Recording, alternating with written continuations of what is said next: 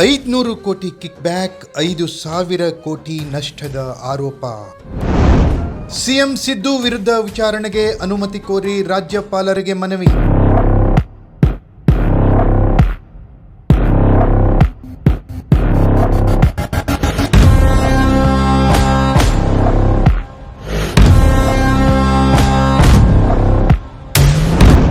CM Siddaramaiah ವಿರುದ್ಧ ಮತ್ತೊಂದು ಬ್ರಹ್ಮಾಂಡ ಭ್ರಷ್ಟಾಚಾರದ ಪ್ರಕರಣ ಹೊರಬಂದಿದೆ.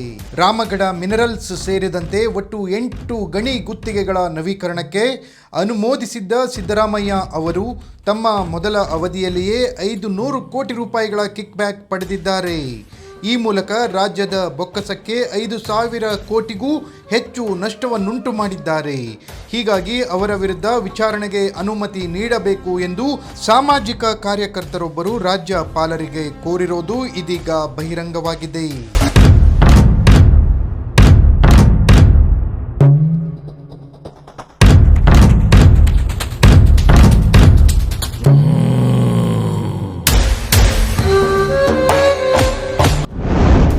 ಸಿಎಂ ಸಿದ್ದರಾಮಯ್ಯ ಪತ್ನಿ ಪಾರ್ವತಿ ಅವರಿಗೆ 14 ಬದಲಿ ನಿವೇಶನ ಹಂಚಿಕೆಯಾಗಿದ್ದ ಪ್ರಕರಣದಲ್ಲಿಯೂ ಆರೋಪಕ್ಕೆ ಗುರಿಯಾಗಿರುವ ಬೆನ್ನಲ್ಲೇ 8 ಗಣಿ ಗುತ್ತಿಗೆಗಳ ನವೀಕರಣದಲ್ಲಿ ನಡೆದಿದೆ ಎನ್ನಲಾಗಿರುವ ಭ್ರಷ್ಟಾಚಾರ ಪ್ರಕರಣದಲ್ಲಿ ಸಿದ್ದರಾಮಯ್ಯ ಅವರ ವಿರುದ್ಧ ಮತ್ತೊಂದು ಗುರುತರವಾದ ಆಪಾದನೆ ಕೇಳಿ ಬಂದಿದೆ. ಸಿದ್ದರಾಮಯ್ಯ ಅವರ ವಿರುದ್ಧ ವಿಚಾರಣೆಗೆ ಅನುಮತಿ ಕೋರುವ ಸಂಬಂಧ ದಾಖಲೆ ಸಲ್ಲಿಸಲು ರಾಜ್ಯಪಾಲರ ಭೇಟಿಗೆ ಅವಕಾಶ ನೀಡಬೇಕು ಎಂದು 2025 ಮಾರ್ಚ್ 4ರಂದೇ ರಾಜ್ಯಪಾಲರ ಸಚಿವಾಲಯಕ್ಕೆ ರಾಜ್ಯಪಾಲರಿಗೆ ಪತ್ರ ಬರೆದಿದ್ದರು ಸಾಮಾಜಿಕ ಕಾರ್ಯಕರ್ತರು.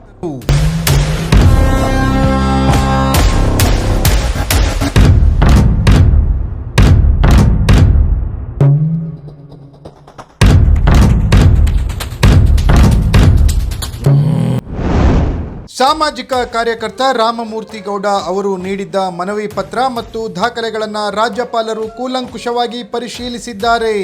ದೂರುದಾರ ನೀಡಿರುವ ದಾಖಲೆಗಳಲ್ಲಿ ಹುರುಳಿದೆ, ಸತ್ಯಾಂಶವಿದೆ ಎನ್ನುವ ತೀರ್ಮಾನಕ್ಕೆ ರಾಜ್ಯಪಾಲರು ಬಂದಿದ್ದಾರಂತೆ. ಕಾನೂನು ತಜ್ಞರೊಂದಿಗೂ ಕೂಡ ಸಮಾಲೋಚನೆ ನಡೆಸುತ್ತಿದ್ದಾರೆ. ಹಾಗಾಗಿ ರಾಜ್ಯಪಾಲರು ಮುಖ್ಯಮಂತ್ರಿಯವರ ವಿರುದ್ಧ ಪ್ರಾಸಿಕ್ಯೂಷನ್ಗೆ ಅನುಮತಿ ನೀಡೋದು ಬಹುತೇಕ ಪಕ್ಕಾ ಎನ್ನಲಾಗಿದೆ. ಸಿದ್ದರಾಮಯ್ಯ ಅವರ ವಿರುದ್ಧ ಭ್ರಷ್ಟಾಚಾರ ಪ್ರತಿಬಂಧಕ ಕಾಯ್ದೆ 1988ರ ಅಡಿಯಲ್ಲಿನ ಹಾಗೂ ಭಾರತೀಯ ನ್ಯಾಯ ಸಂಹಿತೆ ಅಡಿಯಲ್ಲಿನ ಸೆಕ್ಷನ್ಗಳ ಅಡಿಯಲ್ಲಿ ವಿಚಾರಣೆಗೆ ಪೂರ್ವಾನುಮತಿ ನೀಡಬೇಕು ಎಂದು ಕೋರಿರೋದು ಇದೀಗ ಗೊತ್ತಾಗಿದೆ.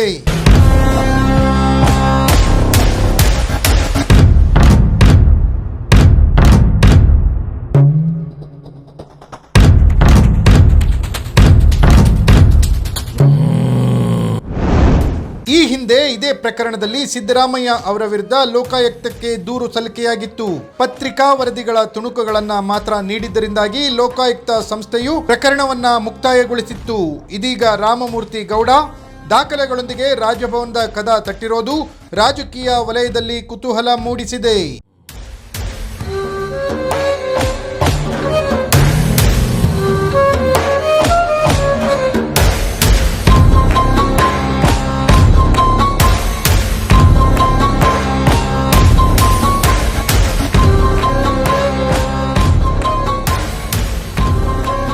Bureau report, focus Karnataka.